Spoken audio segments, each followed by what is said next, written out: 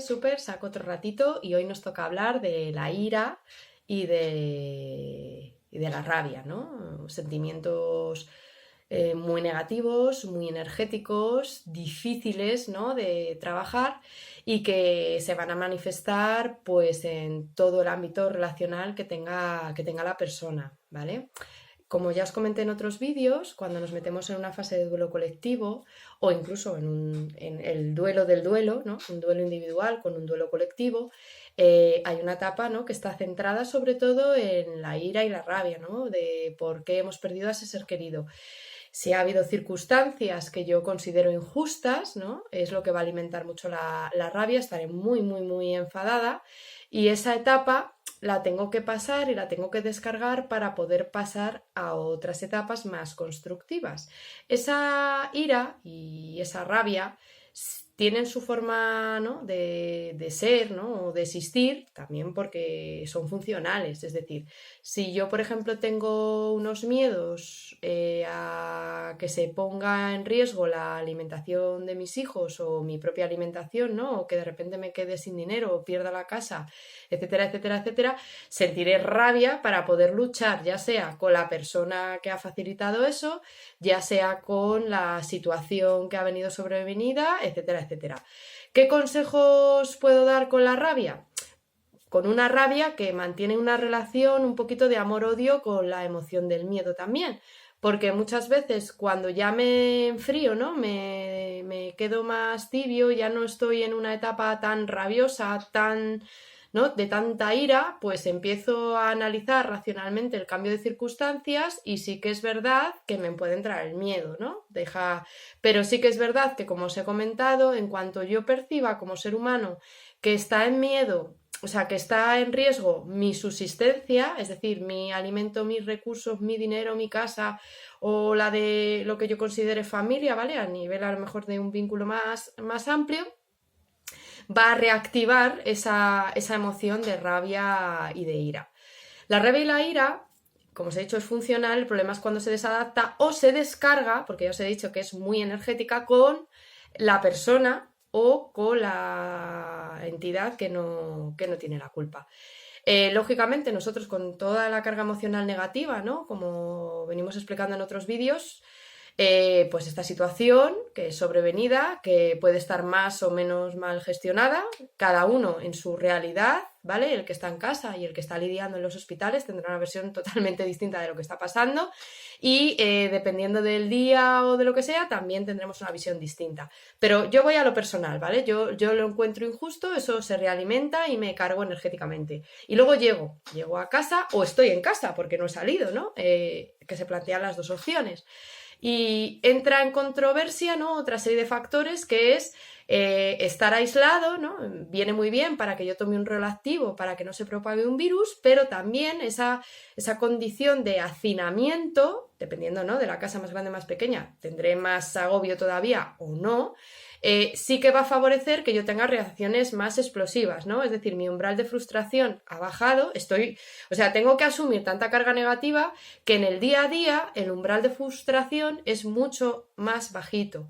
De tal manera que como estoy irritable, ¿vale? Ya mi estado es irritable, ya toda interacción que tenga no va a ser, por decirlo, pura o bonita, sino que ya va a ir con un filtro perceptivo, que me voy a poner, ¿no? Las gafas que os decía, las gafas de estar un poco irritable y pues a veces sacarlo de contexto, sacarlo de quicio o que tome reminiscencias de otras cosas o como yo muchas veces os decía, raro es la persona, ¿no? Que se ha preparado espiritualmente y materialmente para decir, mira, ahora voy a afrontar una pandemia. Bueno, pues la gente lleva cargas. Hay mucha gente que se ha quedado hacinada, ¿no? O contenida en el mismo inmueble que una pareja que ya la relación, por ejemplo, no iba bien. Gente incluso que se habían dado una segunda oportunidad, que habían hecho terapia de pareja y ahora se ven en estas, ¿no? Que es como un escenario muy duro y muy cruel para poner a prueba todos esos acuerdos, ¿no? De un contrato conductual que muchas veces se trabaja en pareja. Entonces, yo lo que recomiendo es que no veamos al otro como un enemigo. Lógicamente, dependiendo de la situación que tenga, ¿no? Y de lo que venga, pues claro, tendré una carga experiencial con esa persona que lógicamente va a matizar, ¿no?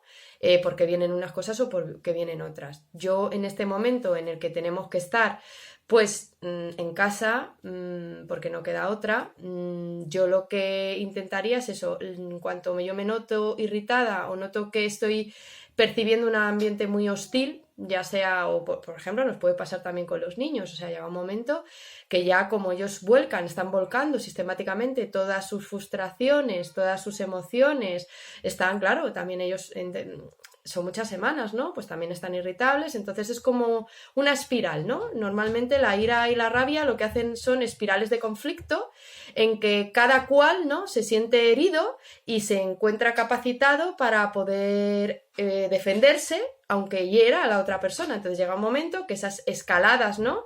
De agresividad, de ira, o incluso en algunos contextos, que es lo que está pasando con las mujeres maltratadas que están con su maltratador, pues lleguen a una escala de violencia. En cuanto a la persona que está sintiendo, ¿no? Ese arrebato de ira o de agresividad, control de impulsos. Podéis buscar miles de técnicas en internet, pero bueno, lo primero es, si yo estoy discutiendo con una persona y estoy en un plano totalmente emocional, que es muy diferente, o sea, es imposible actualmente decir me abstraigo de todo, ¿vale? Es imposible. Pero lo que tengo que hacer es rebajar por lo menos el nivel, porque si yo estoy con una tensión emocional brutal, no voy a estar absorbiendo ni siquiera el mensaje que la otra persona me quiera decir. O sea, están filtrando solamente emociones y aparte con mis gafitas, ¿no? Que no me están ayudando a ser totalmente justo o totalmente objetivo. Me gusta mejor esa palabra que justo, objetivo, ¿no? Para contextualizar todo en una línea. Entonces lo que tengo que apartarme, ¿no? De la persona que estoy manteniendo conflicto, ya sea un niño, ya sea mis padres, ya sea mi marido, ya sea mi mujer, ya sea quien sea que esté compartiendo la habitación y con la que tengo un conflicto en ese momento.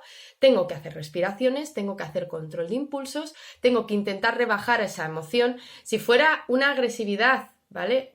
Que noto que es que ya no puedo, lo que os he dicho, cojo un cojín, me lo pongo así y grito ¡ah! Y descargo con un grito o le doy puñetazos o algo para intentar rebajar esa emoción energética.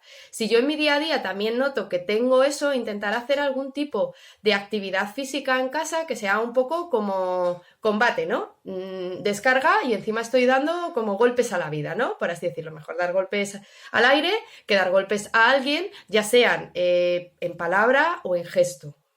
Es así. Entonces, primero me retiro, ¿no? de ese conflicto que estoy manteniendo, me calmo, intento mantener una línea, sobre todo que no haya niños presentes porque son los grandes perdedores de todo esto, y intentar una vez que estemos más serenos y más relajados, llegar a unas líneas mínimas de entendimiento.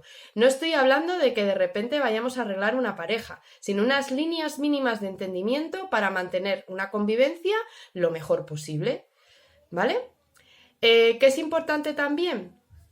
Tener en cuenta que muchas veces cuando yo soy consciente de que estoy muy alterado es cuando ya he tenido, ¿no?